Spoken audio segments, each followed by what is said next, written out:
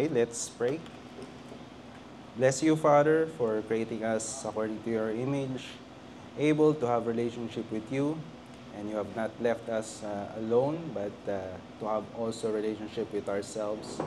Help us this afternoon in our study of sociology, increase our awareness, our consciousness, that we may look beyond our personal concerns, but also look to the concerns of others and seek to glorify you in society at large and to the whole creation. In Jesus' name we pray. Amen. Okay, what is sociology? According dun sa sociology textbook na nakuha ko from Pranay Kumar Uzir, Introduction to Sociology, galing to sa isang public university sa India. Okay yung content niya, bago lang. So ito yung definition na naandun, na kinuha niya rin kay Anthony Giddens, isa sa mga parang prominent sociologists over the world. Sociology is the systematic study of society, social behavior, and the patterns of social relationships. It seeks to understand how individuals interact within various social contexts and how societal structures and institutions influence and shape human behavior. Sociologists analyze social institutions, cultural norms, and the dynamics of group interactions to uncover the underlying forces that drive social phenomena and contribute to social order and change. So, parang complicated, no? Pagka tinignan natin kasi ang dami niyang areas na tinitignan. And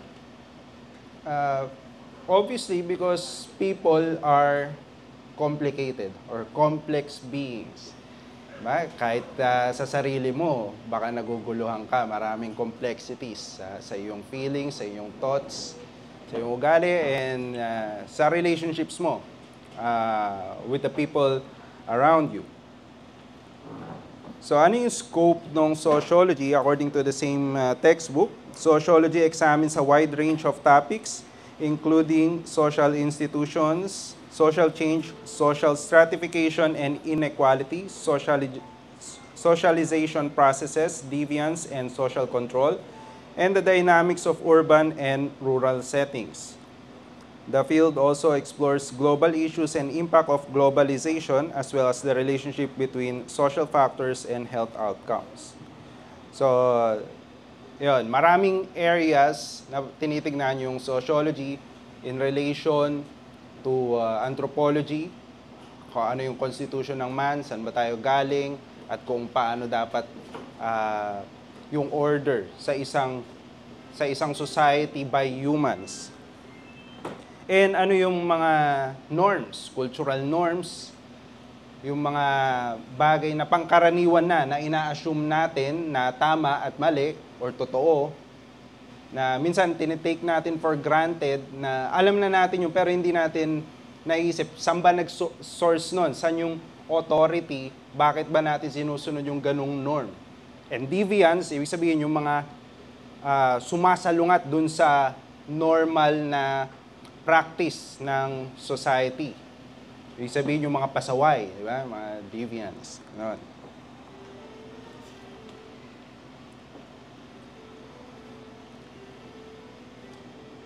So, merong debate kung science nga ba ang sociology o hindi. Ano ba yung characteristics ng science? First, it's evidence-based. Science relies on empirical evidence gathered through observation, experimentation, and analysis. Theories and conclusions must be supported by data that can be independently verified. Second, it must be neutral. Science strives to be objective, free from personal biases or values. Universal. Number 3, scientific principles and laws are applicable across different contexts, time periods, and locations. 4, predictable. Science allows for the development of theories that can predict future outcomes or behaviors.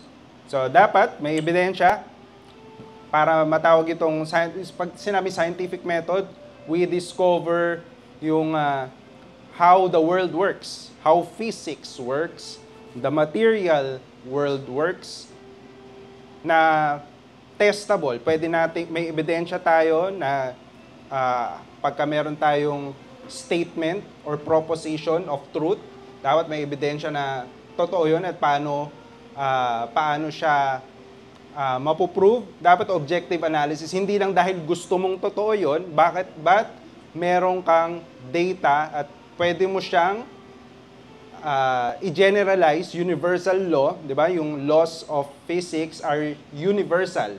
Hindi siya totoo lang dito sa Pilipinas, tapos sa ibang bansa, hindi totoo. Hindi. Applicable siya universally across the universe. And then, predictable, ibig sabihin, pwede mong i-test, pwede mong subukan kung totoo nga. Pwede mong ulit-ulitin at the same result yung mangyayari.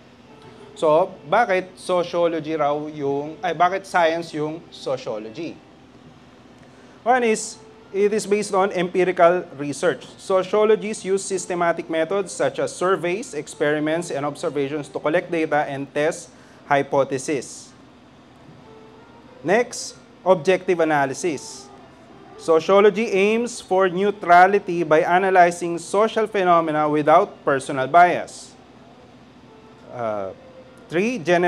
Generalizability. Sociological theories, like scientific theories, seek to explain social behaviors that are applicable across different societies and time periods. And number 4, predictive capability. Sociological research often leads to predictions about social behavior and changes.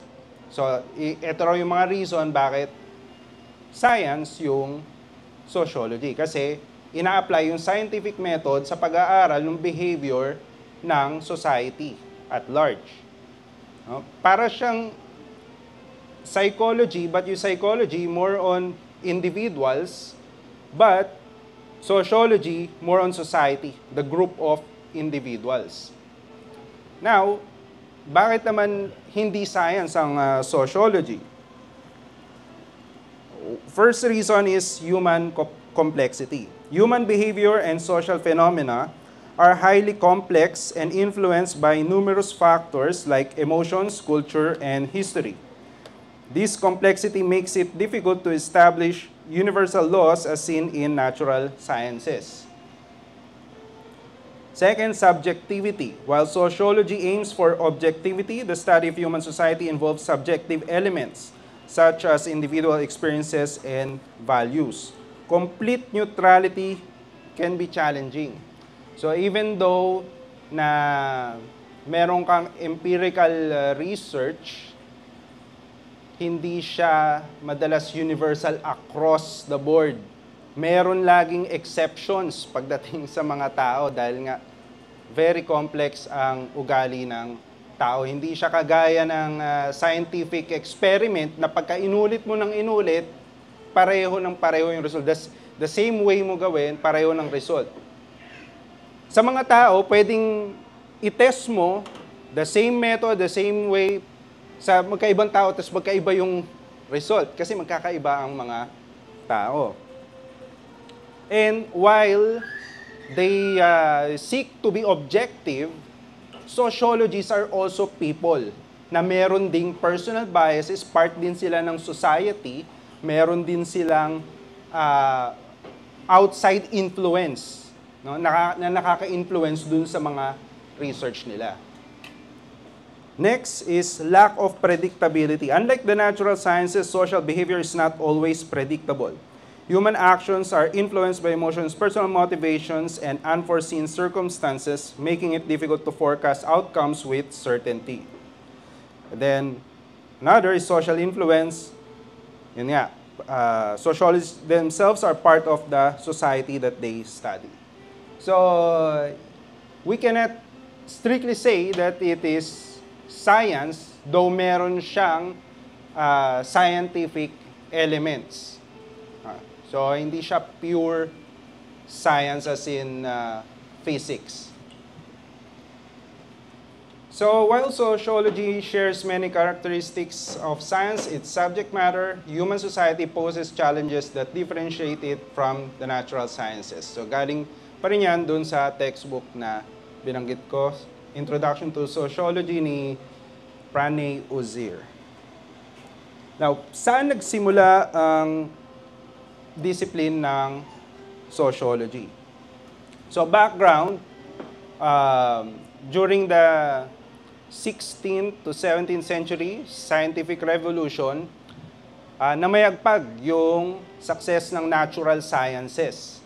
Then, na-inspire nito yung pag-apply ng empirical and systematic methods to study naman yung human society.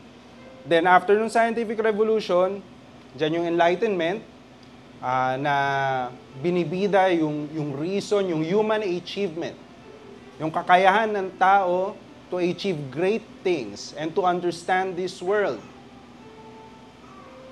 Minsan nasobrahan kasi yung confidence sila sa isip ng tao ay parang mas higit pa sa trust nila kay God.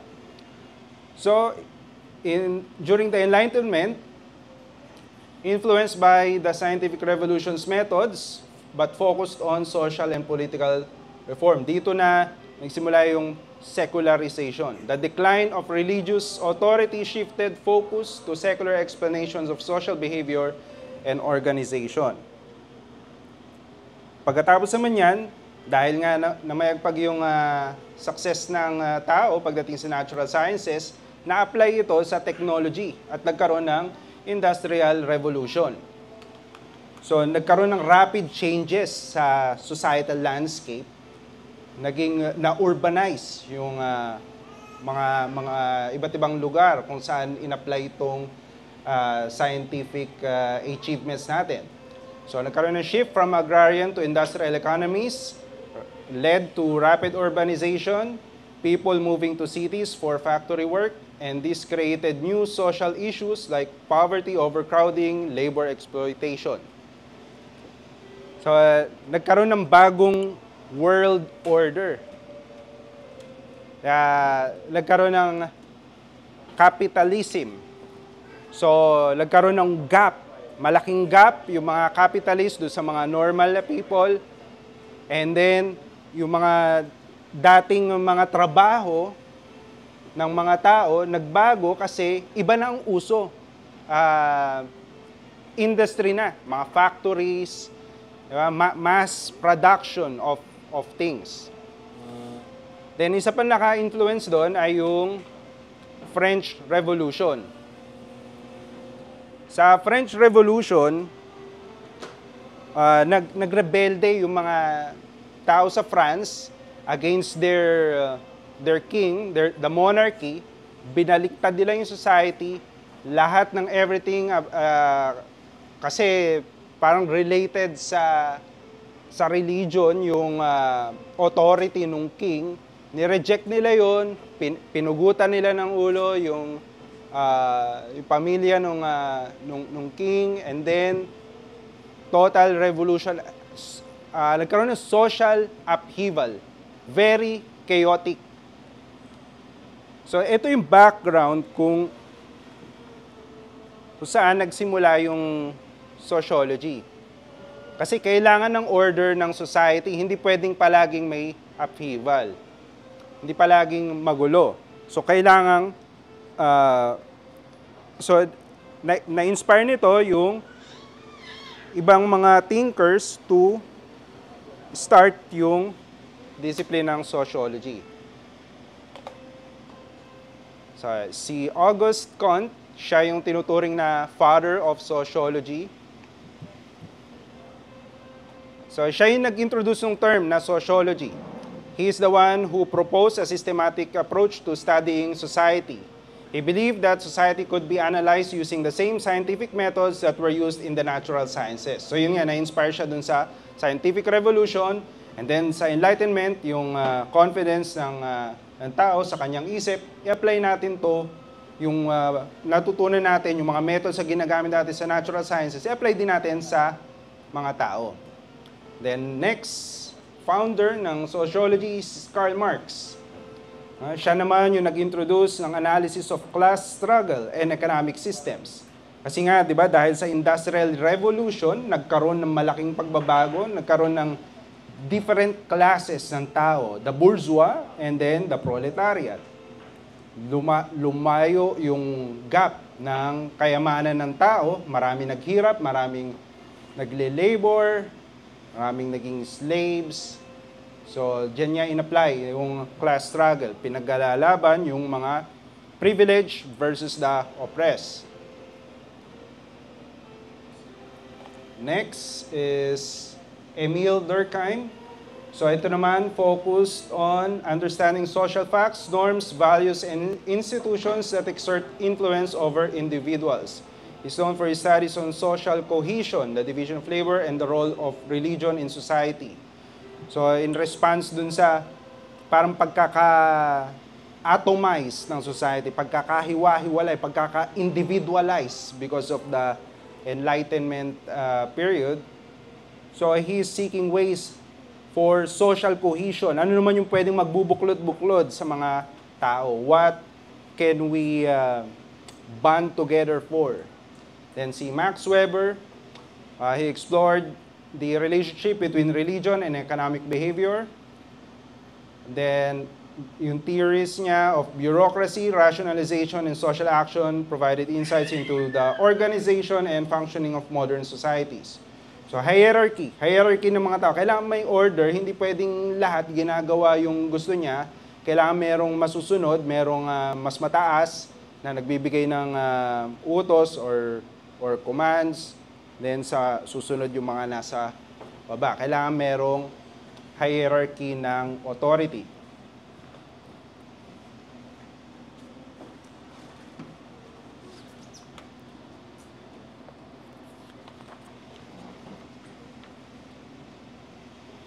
Okay. So sociology is not just an academic subject. It is a gateway to understanding and influencing society.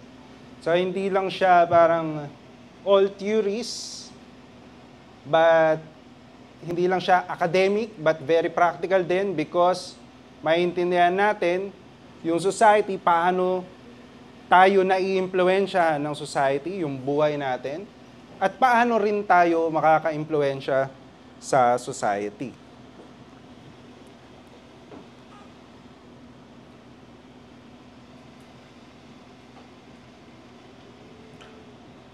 So tayo bilang mga Christians, we are saved by a God who cares.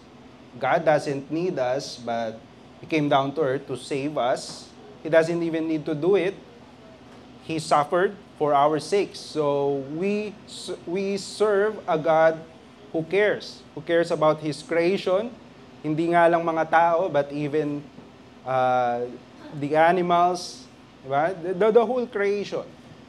Sabi sa 1 Timothy 2:1-6, first of all then, I exhort that petitions and prayers, requests and thanksgivings be made for all men, for kings, and all who are in authority, so that we may lead a tranquil and quiet life in all godliness and dignity. This is good and acceptable in the sight of God our Savior, who desires all men to be saved and to come to the full knowledge of the truth. For there is one God, and one mediator also between God and men, the man Christ Jesus, who gave Himself as a ransom for all, the witness for this proper time. So we have Jesus as our model. Jesus, our Savior. And it is God's desire for all people to be saved, though not everybody will be saved. But we are still commanded to pray for all men. Right? And may special mention yung kings and all who are in authority, legitimizing yung hierarchy, kasi there has to be some kind of order in society. Hindi pwedeng everyone does what is right in his own eyes. Like nung time nung judges, nung wala pang king ang Israel.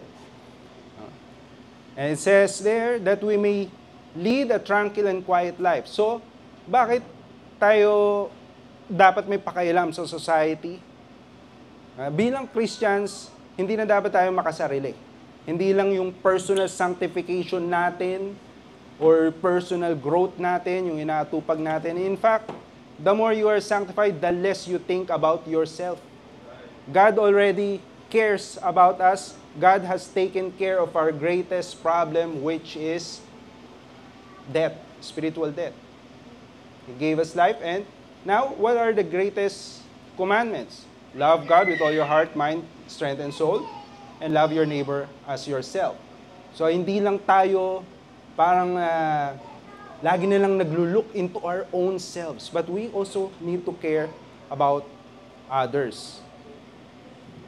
So, we should care if our society is in chaos, diba? Kapag there are people who are oppressed, we should care about that.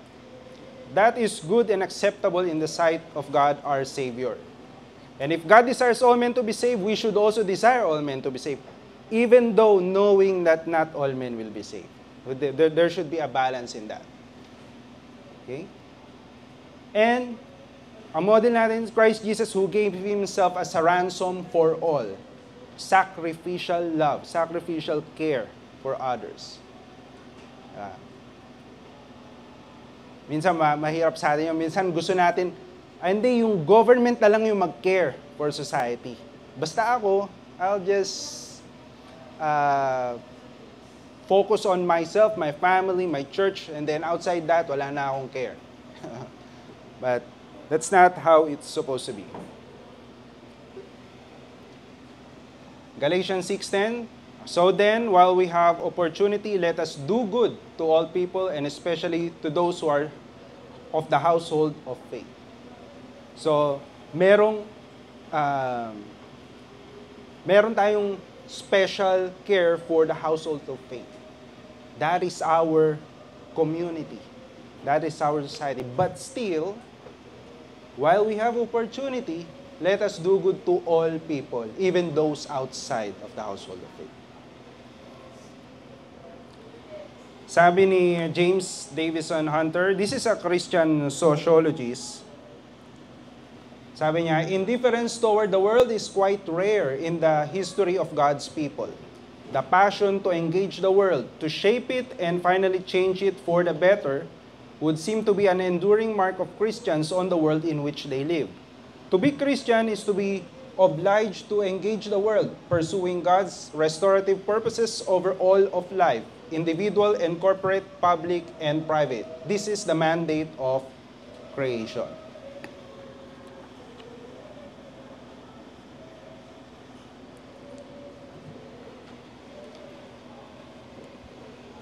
So now, pupunta tayo sa secular sociology. Yung background ng sociology, yung founders, most of it are secular. Teritoryo nila tong field na to, etong sociology. Tinanong ko si Grok, ito yung sagot niya. Most sociologists, as academics, tend to approach their work from a secular scientific worldview, prioritizing empirical evidence and theoretical frameworks over religious or ideological commitments. Sociology as a discipline emphasizes understanding social structures, behaviors, and institutions through data-driven analysis, often leaning towards skepticism of dogmatic beliefs, including religious ones. So now, parang may paradox. Pagka ang Christian ba nag-aaral ng sociology, magiging secular-minded na ba? Kasi magre-rely tayo dun sa scientific methods, data-driven analysis, at isantabi natin yung mga dogmatic religious beliefs natin. But yan yung pinopromote ang secular sociology, and most of them have this worldview. Most ng sociologists, kasi sa kanila nga nang galing eh.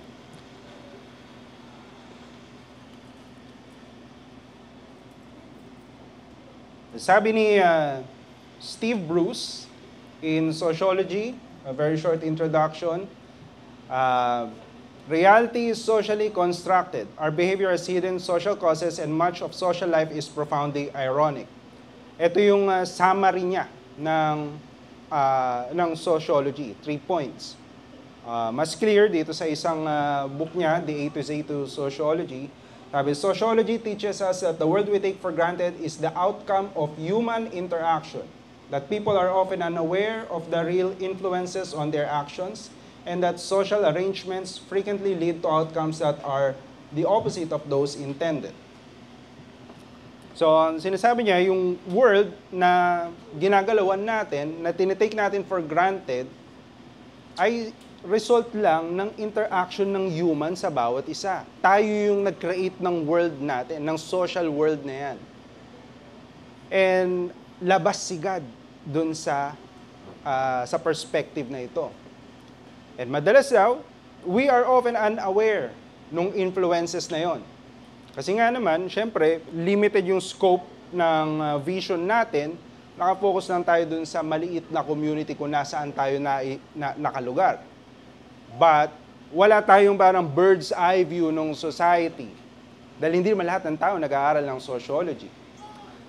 And then, frequently daw, yung mga actions ng mga tao, kabaliktaran nung yung nagiging outcome sa intention natin. So, walang higher power na nagga-guide sa actions ng men.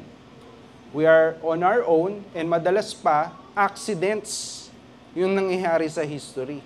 Unintended yung mga events sa history. Sabi ni Peter Berger, nung panahon na agnostic pa siya, hindi pa siya professing Christian, binago niya na tong view niya na to pagdating ng 90s and 2000s. But writing in 1967, The Sacred Canopy, sabi niya, society is a product of man. It has no other being except that which is bestowed upon it by human activity and consciousness. There can be no social reality apart from man. Yet, it may also be stated that man is a product of society. Ayan, tayo may likha ng society, a group of individuals, no, yung attitudes, yung norms, yung beliefs, as a collective, na sinishare natin about sa isa, yun yung nag-create ng society natin. And then, at the same time, yung society na yun nag-i-influence sa atin individually. Because we need to conform to the norm, to the society. Paminsan-minsan may mga pasaway, ito yung tinatawag nilang deviance. So, key concepts ng secular sociology, personal autonomy, the belief that individuals should have the freedom to decide what is right for their own life and live in whatever manner brings them the most happiness. So ito yung sinasabi dun sa book na ginagamit natin, na Understanding the Times, sabi doon, the starting point of secular sociology, individual selves who are free to do what makes them happy. Masyadong anong tawag? Hedonistic.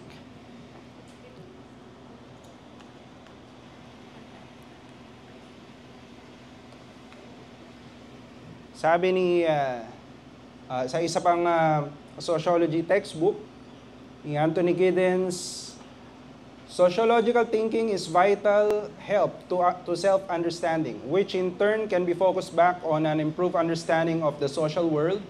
Studying sociology should be a liberating experience. The field enlarges our sympathies and imagination, opens up new perspectives on the sources of our own behavior, and creates an awareness of cultural settings different from our own. Insofar as sociological ideas challenge dogma, teach appreciation of cultural variety, and allow us insight into the working of social institutions, the practice of sociology enhances the possibilities of human freedom. So ito yung gusto niya i-promote.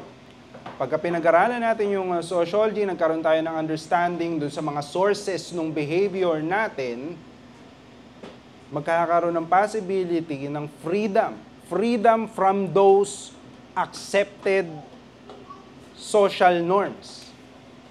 Kasi kung hindi mo gusto yung social norm, hindi mo siya mababago ng hindi mo alam. So, kailangan magkaroon ka ng kaalaman at i-challenge mo yung dogma na yon. And that's for the sake of freedom. Freedom for whatever makes you happy.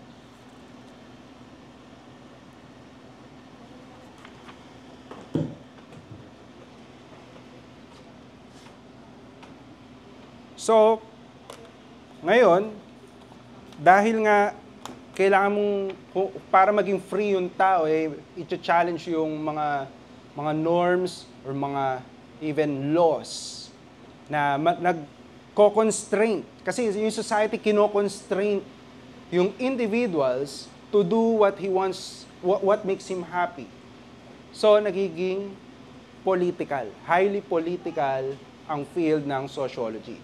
And admission nito ni Patricia Hill Collins.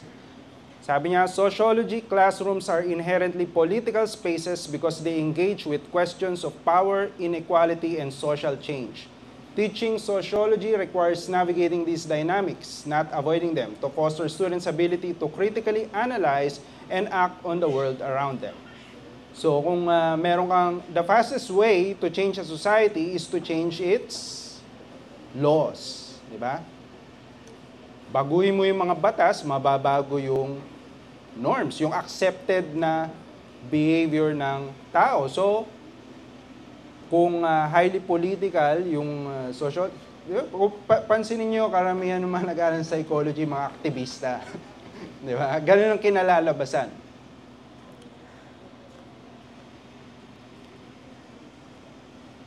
Okay. Another concept is social construction. An idea or practice that a group of people agree exists. It is maintained over time by people taking its existence for granted. So, yung reality na kinagisnan natin ay socially constructed. Lahat yan gawa lang ng tao. Diba? Halimbawa, yung institution ng marriage, yung, diba? Ano lang yan, invento ng mga tao, pinagkasunduan lang. Hindi yan something na galing sa Diyos, coming from above. Tayo lang nag-uusap dito. We constructed our social reality. Sabi ni Anthony Giddens, dun sa Introduction to Sociology, there is a basic flaw in human reasoning that goes something like this. The things that we see before us are inevitable. They are natural and cannot be changed. What sociology teaches us is that in many ways, the things we think are natural are actually created by human beings. He's talking here in the context of biology ng gender, ng male and female. So, china-challenge niya ngayon yung normal behavior na madalas ina-attribute sa mga lalaki at saka mga babae. Diba? So, yung accepted na natin na parang tingin natin natural, hindi raw yun natural. It is actually created by human beings, socially constructed. So kung nakita mo yung bata, di ba? Batang lalaki, ano ba madalas natin nakita nilalaro, mga construction, di ba? Ayun. So parang pagka nakita mo naglalaro yan ng Barbie or luto-lutuan, so parang sabi mo, hindi ito normal. Diba? Mali raw yung ganong klaseng pag-iisip. That's a basic flaw in our reasoning. Hindi yun natural. Tayo lang ang nag-iisip niyan. Pwede yan mag-Barbie doll. Mga boys, mga young boys. So they reject biological determinism, which is the belief that our actions are ultimately the result of our genetic makeup.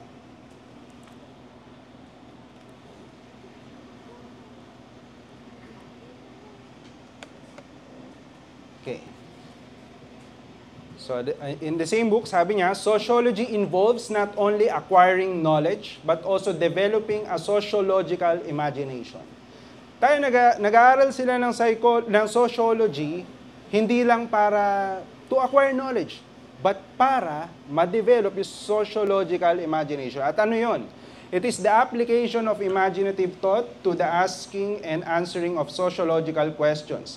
People who use sociological imagination think themselves away from familiar routines of daily life. So, ibig sabihin, itataas mo yung antas ng imagination mo.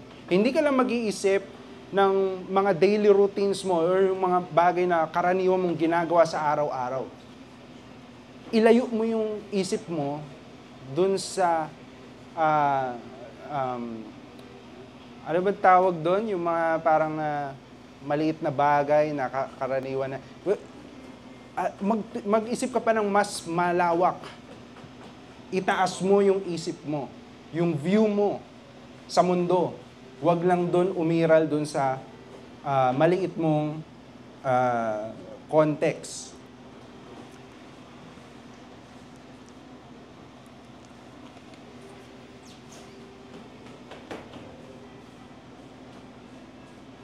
Okay.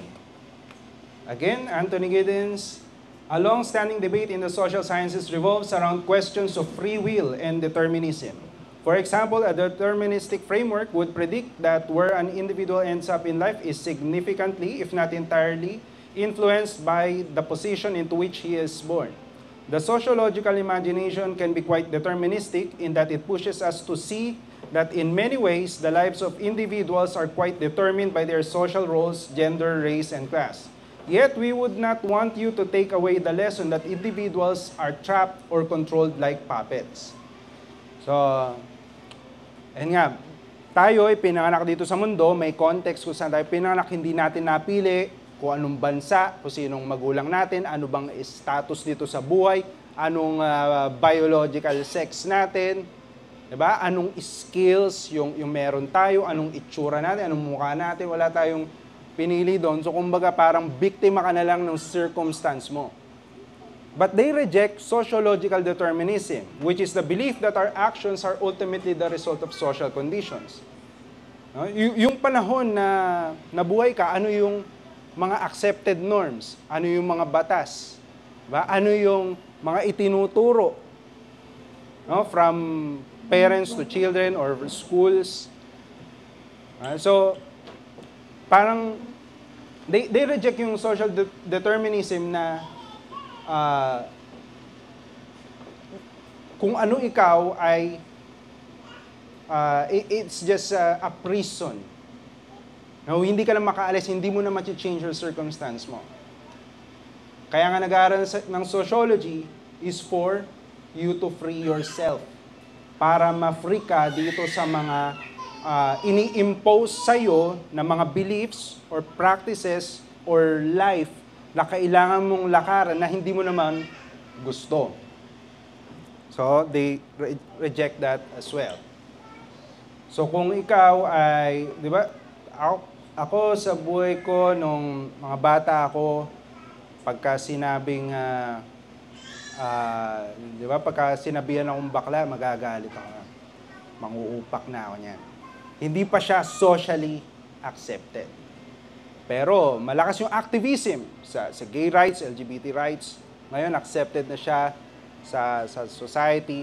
But it requires for you to change yung sociological imagination ng society. It requires for you to impose yung gusto mong social change. Kailangan nilang i-embrace to. Kung hindi, ganito. And madalas, kaya nga nagiging political, gusto nilang isabatas. Pagka hindi nirespeto yung pronouns na gusto ko, kasuhan yan. Diba? Kasi may mga ayaw magbago ng kanilang mga pananaw pagdating dyan.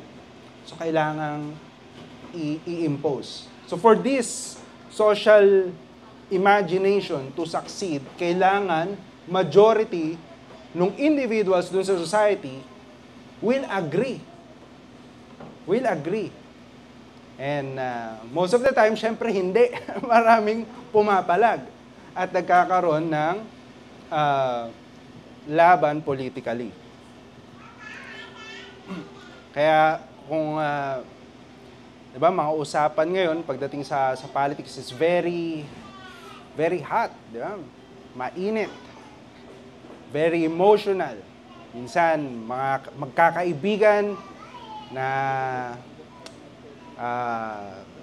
nag-aaway na, hindi na sila friends. Ganun, iba yung binoto mo.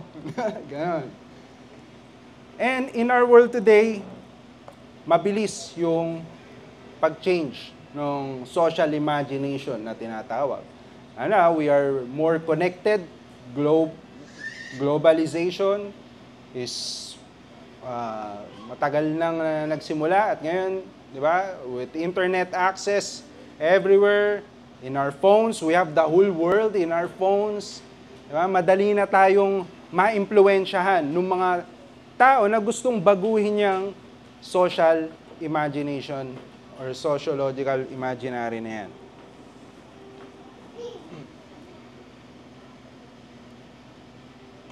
So,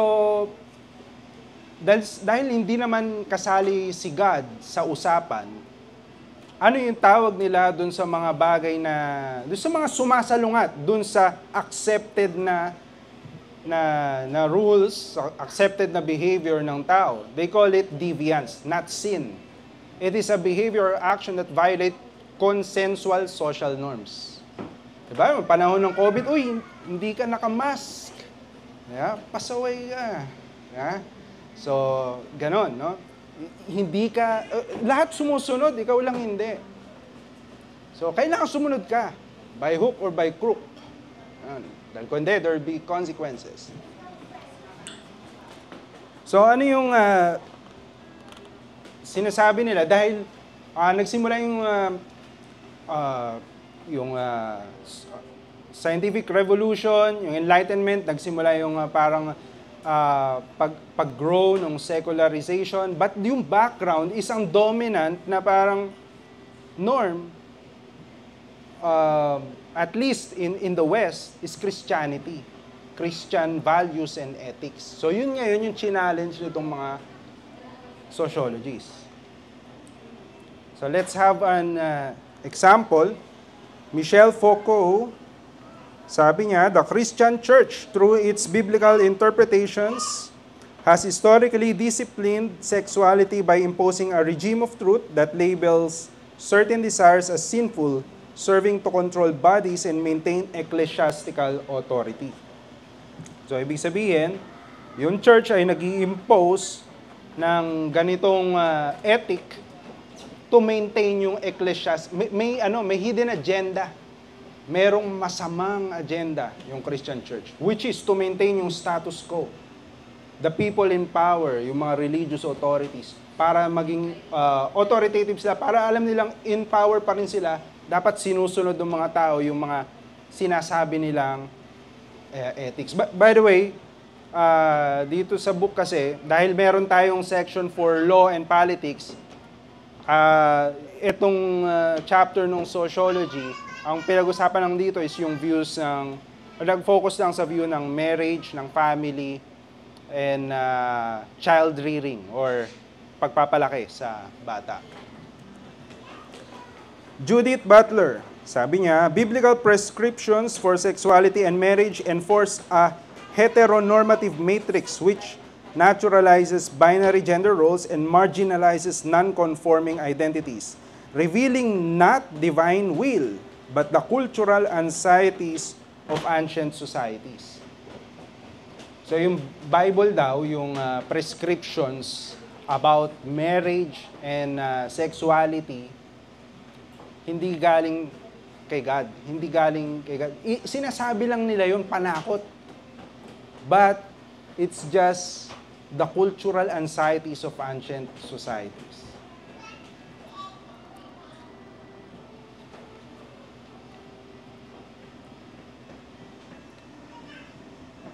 So, ayun nga, ini-enforce daw yung binary gender roles para mag-submit lang yung babae sa lalaki at i-oppress ng mga lalaki ang mga babae. Pierre Bourdieu, the church's reliance on biblical marriage norms perpetuates symbolic violence, consecrating certain family structures as legitimate while excluding others, thus reinforcing social inequalities under the guise of divine order. So yung biblical marriage na father, mother, children, exclusive, ay just an invented structure enforced para promote yung social inequalities, lalo na at the background of capitalism, para yung mga mayayamang pamilya ay manatiling mayaman sila lang. And the rest ay mahirap pa rin at kaya nilang bilhin. Stephanie Kuntz, the biblical model of marriage, often idealized as a sacred union, was historically a tool for property exchange and patriarchal control, not a timeless moral standard. Its elevation by the church ignores its roots in economic and social expediency. So again, same complaints. It's not from God. It's just for social and economic expediency. Talcott Parsons, biblical teachings on sexuality and marriage as upheld by the church function as mechanisms of social control, channeling individual behavior into patterns that stabilize traditional family structures and reinforce religious authority. Raywin Connell, the church's biblical framing of marriage and sexuality upholds a hegemonic masculinity that subordinates women and non-heterosexual identities, perpetuating a gendered order that is less divine than is socially constructed. Okay, you get the point.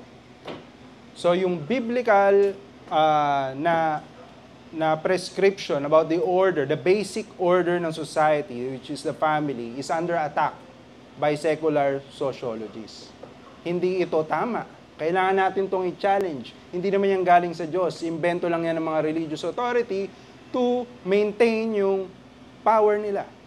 This is just a power play to oppress and to subordinate certain groups of people.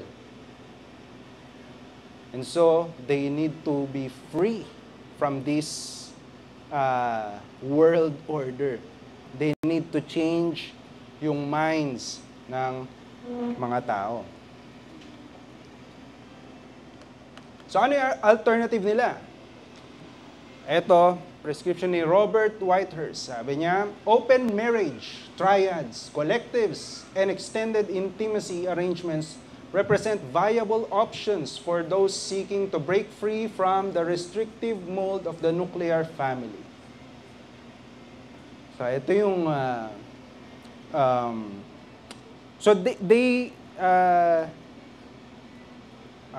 they will represent yung nuclear family or biblical model ng family as something that is bad, as evil. Although wala naman sila dapat na ganun kasi nga wala namang Diyos na nagdi-dictate ng right and wrong, but everything is socially constructed. But still, the way that they say it, it makes it look very bad. Just to oppress, diba? To maintain yung power. So, ito yung solusyon. Baguhin natin yung view ng family. Pwede na open marriage. Triads, collectives, hindi na lang yung parang dalawa. Kahit ilan na. Kahit ilan na kayo. Extended intimacy arrangements. So, yan. Ano na, parang no holds, wala nang barrier. Another one, Larry Constantine and Joan Constantine. Group marriage offers a context for intimacy in which jealousy is minimized and personal growth maximized. It is a legitimate successor to the nuclear family for those willing to adapt to its demands. So yan, para maiwasan yung mga pagseselos, edi group marriage na lang. Share na lang ng mga asawa, di ba? Ganun.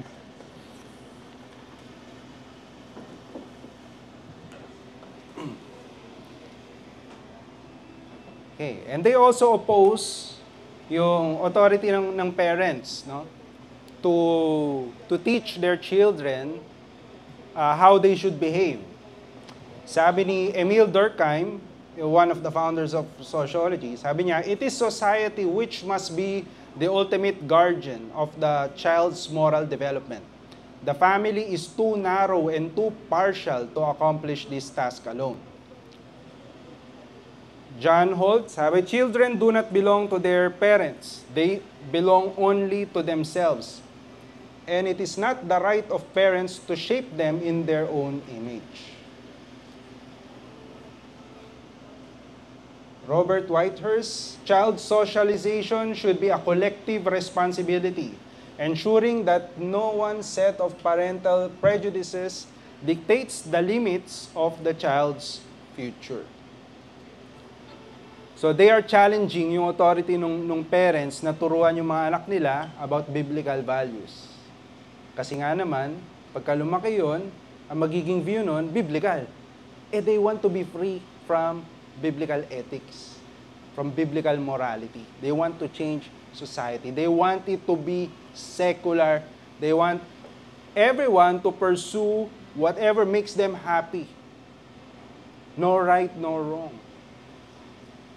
Well, the only wrong to them is to be dogmatic in your religious beliefs.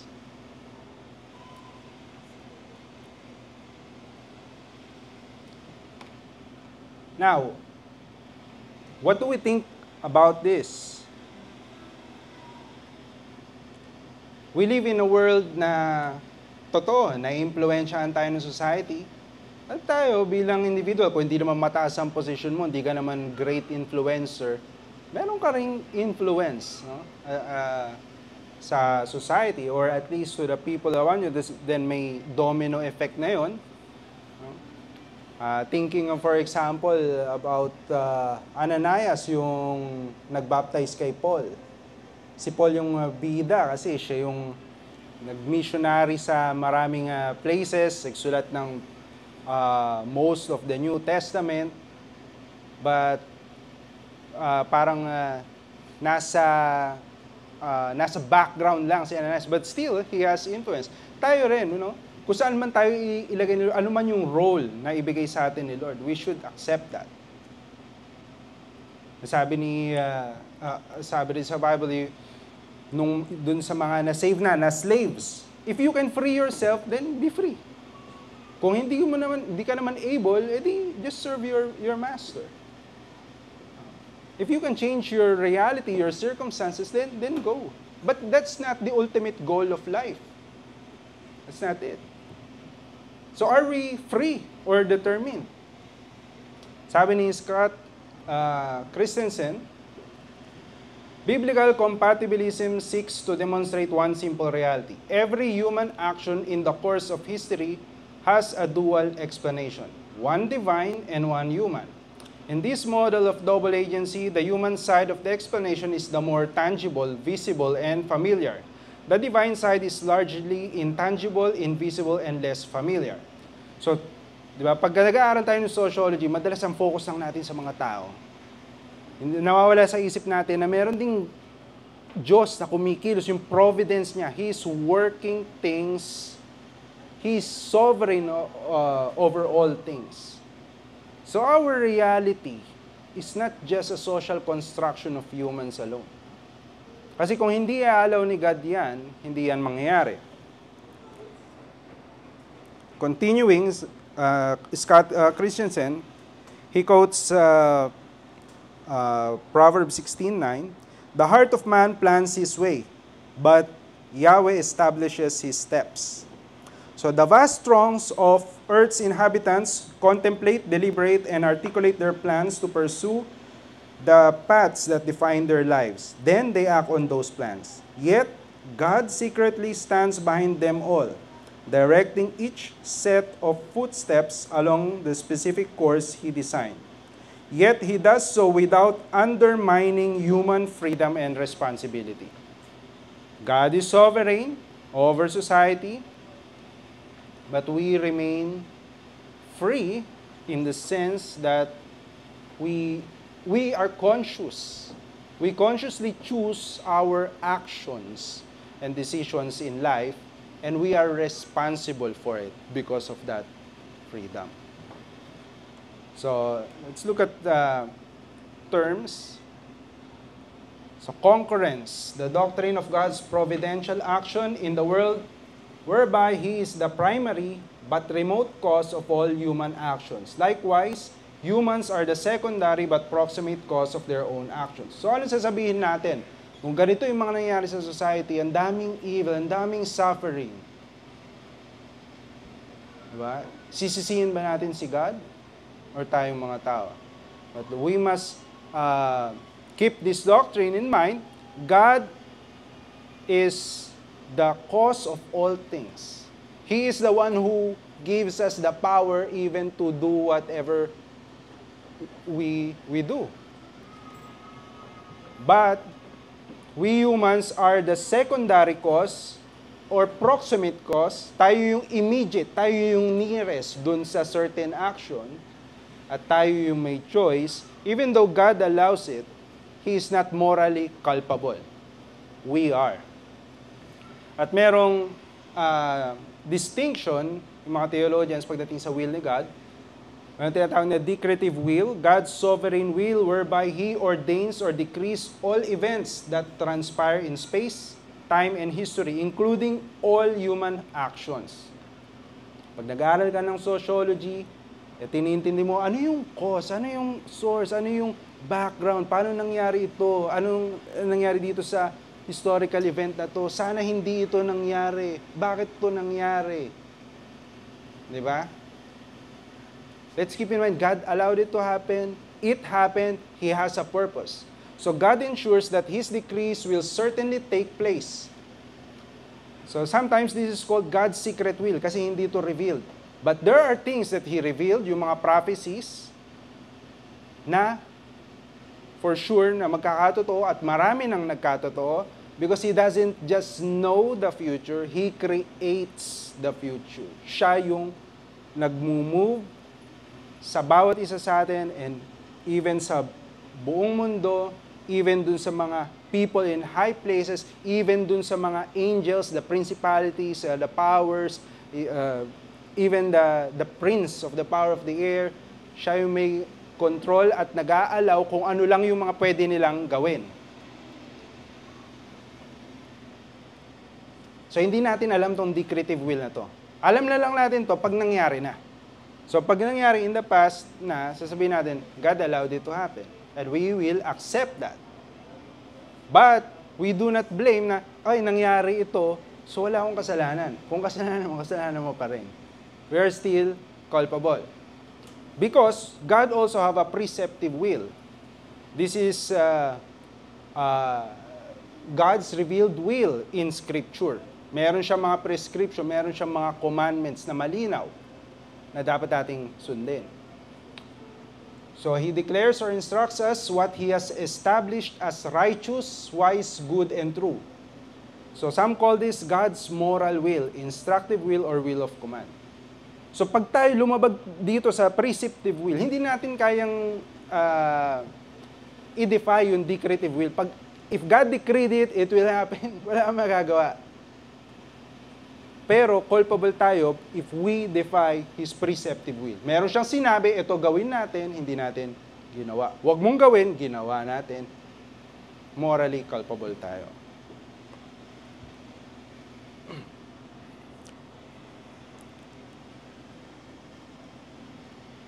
So Scott Christensen again, sabi, general freedom. Ito yung concept that humans have the freedom to choose what they most want to choose with regard to morally inconsequential actions. But that they remain in bondage to sin unless they are liberated by the work of regeneration. Ito rin, isang truth na kailangan nating ingest or mag-sink in sa atin. There's original sin, which is for all human sins, Adam's fall. So when we are born sinners. Meron tayong freedom, we do what we want, but we remain in bondage of sin. Our desires are tainted by sin. Our thoughts are tainted by sin. Our motives, lahat tainted by sin. Our mind, our intellect. The only way for us to be free is not through sociology, as secular sociologists promote. And the freedom that we want is not freedom from cultural norms, but freedom from sin. which can only be done by God's work of regeneration. And in that, we will have moral or spiritual freedom, which teaches that in the natural state, human beings remain in bondage to their sin nature. The state of the sinner in which the work of regeneration liberates him or her from this bondage. So ano yung solusyon sa mga social ills na nakikita natin sa ating society? Hindi natin malulutas lahat yun. We cannot. But as much as we can, we are to do good to our neighbors, to all people, as God has commanded us to do, and if we fail, we are culpable, or morally culpable. We accept that fact, that until Jesus comes, the world will never be perfect. There will always be problems. There will always be death, poverty, oppression, you name it. All kinds of evil. Hindi yan malulutas. In fact, madideceive ang mundo pagdating ng Antichrist na parang siya yung may solusyon sa lahat ng problema sa mundo. But and merong mga Christians that think that they can usher in the kingdom because of their activism, their political work. It's only Jesus that can bring the kingdom. But what we are to do is to be faithful to God